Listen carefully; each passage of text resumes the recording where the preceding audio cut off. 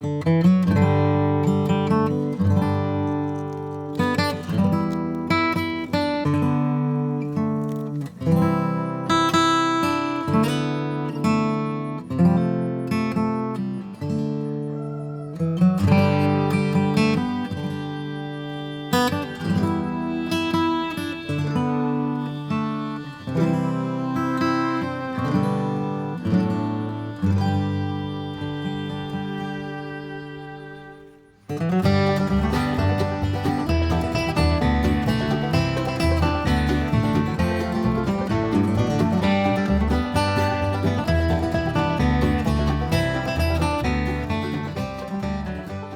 guys, good morning. Welcome to Appalachia's Homestead. Patara with you.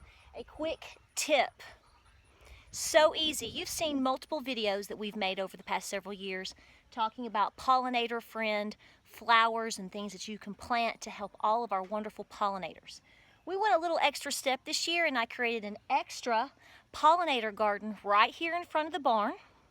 Right over where we're adding on, we're just about done. We just have to add the metal. So this is a big work area for us right now, but also it's an area that's very easily seen at the front of the house. So this was really great. Looky there. To add, because not only does it help all of our wonderful bees and pollinators, which is the goal, but it creates a beautiful site of true beauty.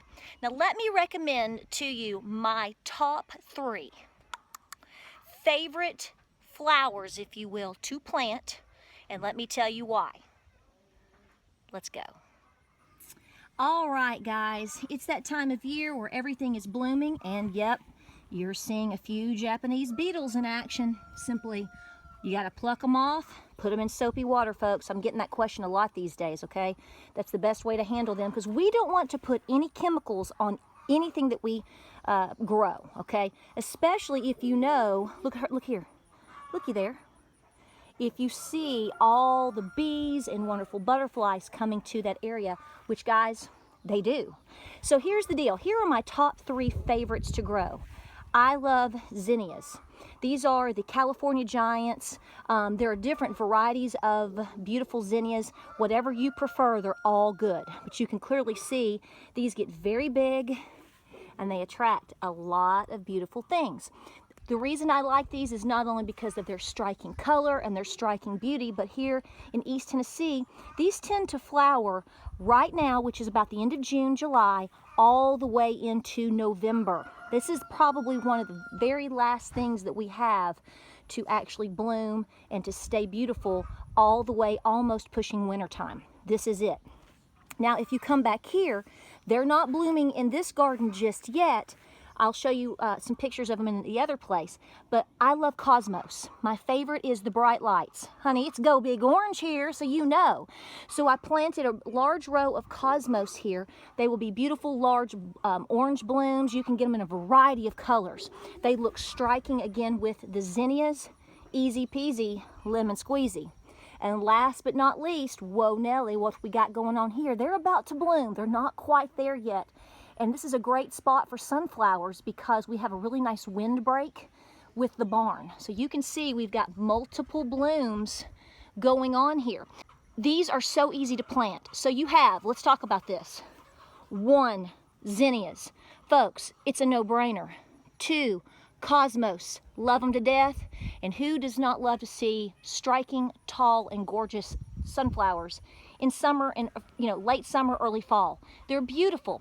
You can seed save. This is my next reason why I love these 3 different types of particular flowers, is because they are so easy to seed save from.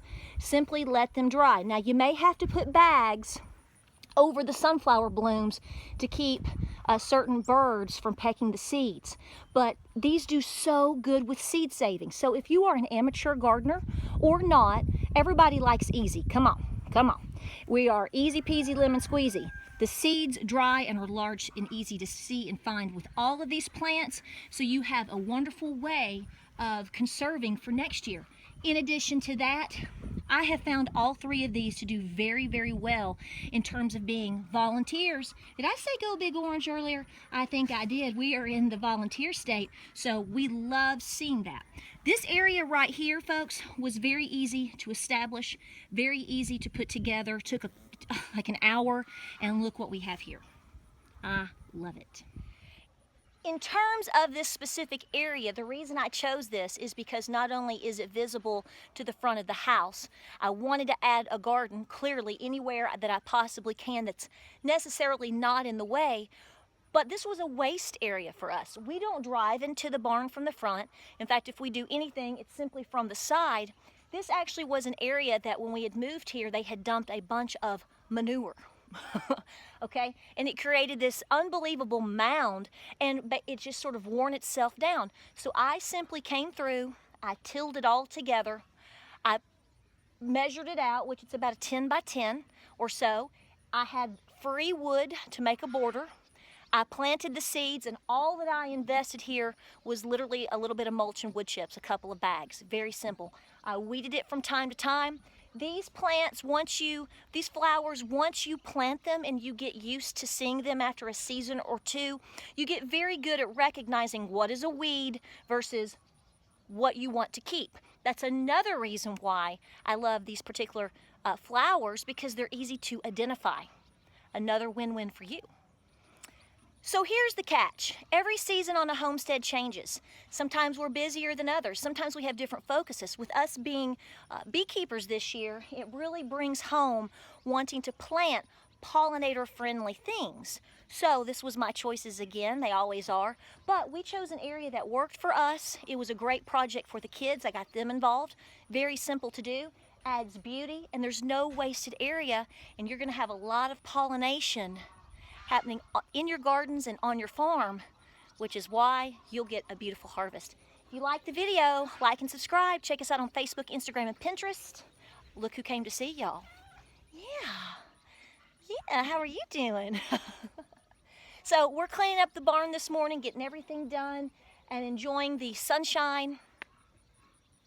And I might have to take just one zinnia in for the kitchen window. We'll see you on the next video.